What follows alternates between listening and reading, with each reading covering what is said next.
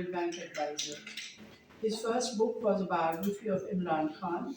His second book is a novella in verse called Of Kings and Nobilities, while his third book, Songs of Idleness, is a collection of poetry recently published in the US.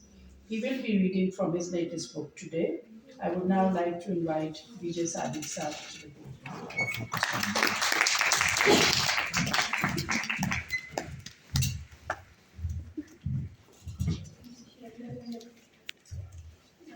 Distinguished guests, organizers, ladies and gentlemen, thank you for having me here. There's all manner of poetry as a mode of expression and art. And poetry is what makes life, religion, romance, nature, politics, and even malice so bloody interesting. And above all, it aims to interpret life for us. In my latest collection called Songs of Idleness, I think I've been trying to do that as well. Interpret my life, our collective lives. In this country, life, at least for me, while growing up, was dominated by cricket. Recreation meant nothing else but cricket. Either watching it on the television or playing it out in the streets or even reading about it. Cricket is something that binds us all together. It's a part of our bloodstreams, a sort of national memory, something we all love to venerate, love to celebrate. So the poem I have chosen to read today from my book is called An Ode to Pakistan Cricket.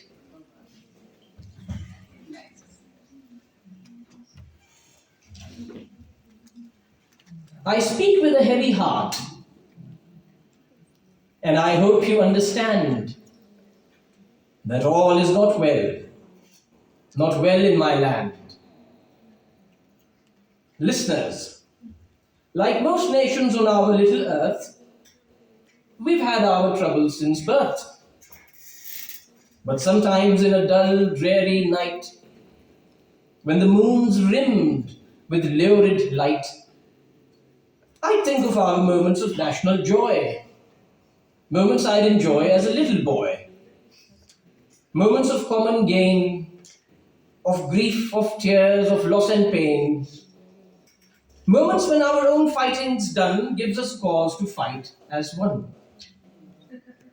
Yes, sir, there's only one thing that keeps us all together. A bat made of wood and a ball made of leather. Cricket here is the thing. It's when we all together sing. It's just cricket that we all love, sometimes more than the Lord of the skies above. We simply and truly love this game, a game that brought us global fame, a sport in which we're awfully good, displaying character of nationhood, a matter of pride, of integrity, of national grace, and for that we must thank the English race. Now, must I allude, if you haven't a clue, to the Oval, which was the venue and where it all started. The year started. I'm not sure if you've heard of it before. The year was 1954 and our men were direly broken-hearted, with Hanif gone for a duck.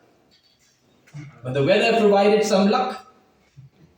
And Fazl, in spite of having a sprained finger, worked to great effect his in-swinger. Hence, the great English side was defeated, and with such rapture our boys were treated. Thereafter we became so very obsessed with this game, so obsessed, and I don't lie, it almost became a national cry.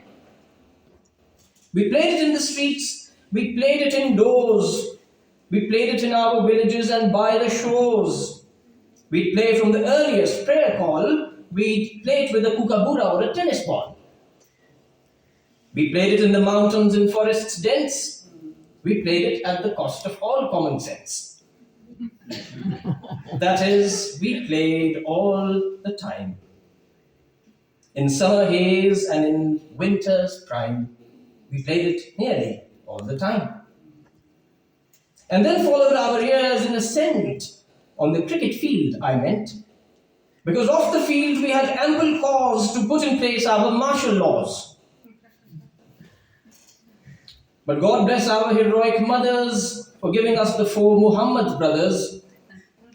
And may He also bless the Burki sisters for one of our most adored prime ministers. Yes, absolutely. I'd say nothing of the man's political career, but of his cricket we're all very clear. He led with discipline, he led with vigour, he was really quite a charismatic figure. With him our cricket came of age. Our batsmen had class, our bowlers had rage. If Akram moved the ball both ways, Waqar had even better days.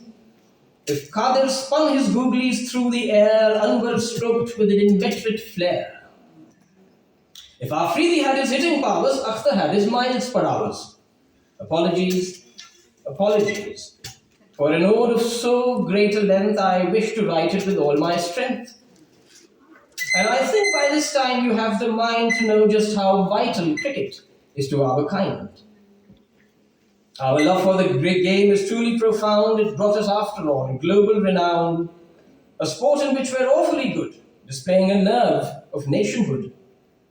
And now, in this dull and dreary night, as the moon's rimmed with lurid light, and I sit musing through a noiseless sound, I think I'm eternally bound to a cricket ground. Thank you. It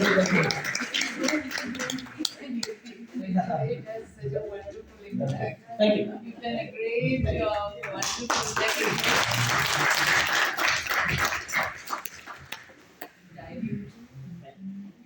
Thank you very much. That was really interesting.